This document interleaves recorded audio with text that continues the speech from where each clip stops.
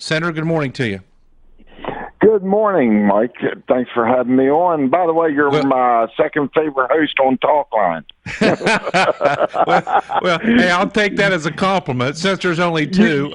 Yeah, well, Hoppy does a phenomenal job. He's such an asset to West Virginia, and so are you, and I absolutely enjoy it when you come on and guest host for him.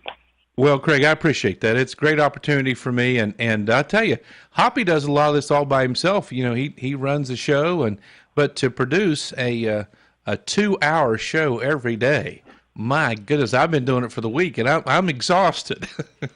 The preparation that goes into it behind the scenes is amazing. Absolutely, and I appreciate you recognizing that, Senator. You. I know you kind of cut to the chase, and I like that about you. We've got to do some more cutting with the budget. You've got a couple ideas. Won't you share those with us?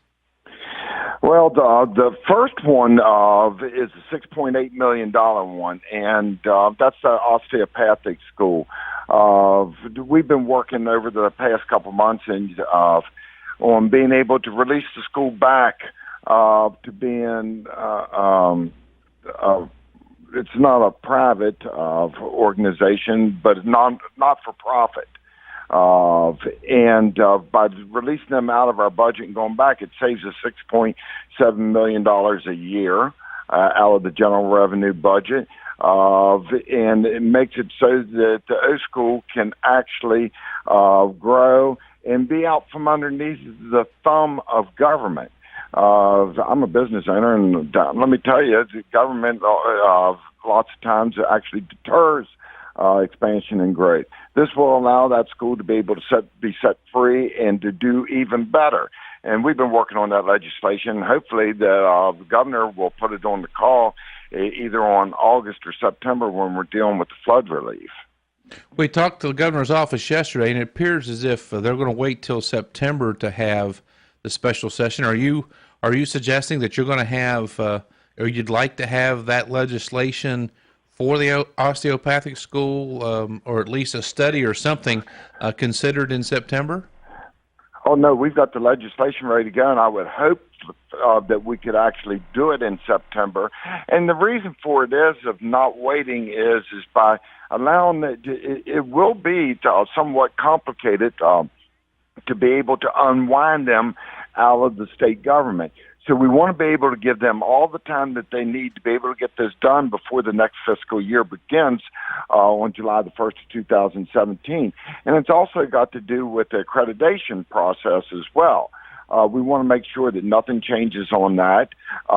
And by having this window of time to be able for the board and the school to be able to work through everything, it'll make it so it works out for everybody. It'll be a win-win-win scenario. A win for the taxpayers of West Virginia.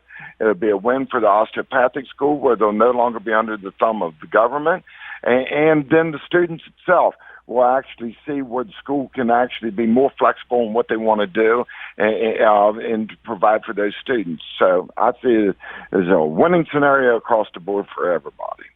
My guest is State Senator Craig Blair. We're talking about higher education and what we can do here in West Virginia to support our institutions at a time when we continue to cut the state allocation to those institutions. And one of those institutions is the West Virginia School of Osteopathic Medicine, which is located there in Lewisburg. And the idea is to privatize the osteopathic school. Osteopathic school produces general practice physicians. A lot of them serve right here in West Virginia. Senator, how would the privatization work? I mean, the state of West Virginia has millions of dollars in assets there at the osteopathic school. Now, I understand that their board has done a really good job, and there's no debt at that particular school. Do we just give it away, or we lease it to a new company? How does that happen? Well, it's not a matter of giving it away. And you're right, though. The reason that this school can do this is because of the fact that there is no bonding out there on it. They are basically debt-free. Now, the school itself 50 years ago actually gave the property to the state, and then the state then would funnel money back out to them. The vast majority of what has taken place at that school has come through the endowments, the tuitions, the foundation, and on them to be able to do their building programs and to be able to move forward with all that. So the state has, yes, they've been putting money in over the years, but the vast majority of that money has not went. It hasn't been like a mortgage payment or them buying assets on that school property. Okay, so the state's really not out from anything, and let's just take a look at it from the standpoint of, okay, we're dropping $6.8 million in the year. When we get phased out of that, wouldn't it be much better to have a not-for-profit that is working within the state of West Virginia, providing employment, taking care of students? Actually, it's a shining star for West Virginia, for that matter, and it's one of only three in the country, I believe, that is a not-for-profit. How do you sell it to the community leaders there and to the community of Lewisburg itself and Greenbrier County? Have you had any pushback, or have you heard of any opposition? It sounds as if, and let me back up a minute. It sounds as if you've talked with the leaders of the school and the board of advisors there at the school, to where they have a plan. They want to do this, and they believe they have to do this for the school to grow and to be able to service its students.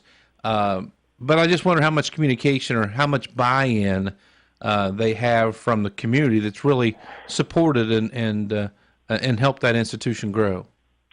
Well, I think there is buy-in on it, and whether it be the Higher Ed Commission, everybody involved, and for that matter, why wouldn't the community want this school to actually grow?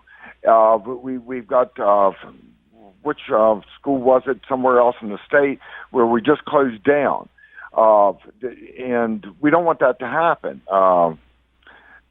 So when you put these things in place to where we got budget crisis, remember that. We don't want to have to be going through and cutting funding on these schools. Let's set it in place, get the mechanisms in place so that it can be self-sustaining, where they can take care of their own and they don't have to come to government to be able to make them whole. It's an interesting concept, a very interesting concept, Senator. And again, it shows and demonstrates that you're thinking outside the box, and that other institutions, we have some of our institutions that are half the student population that they were 10 years ago. And higher education really has to begin to look at all the institutions and how they're going to operate in the future.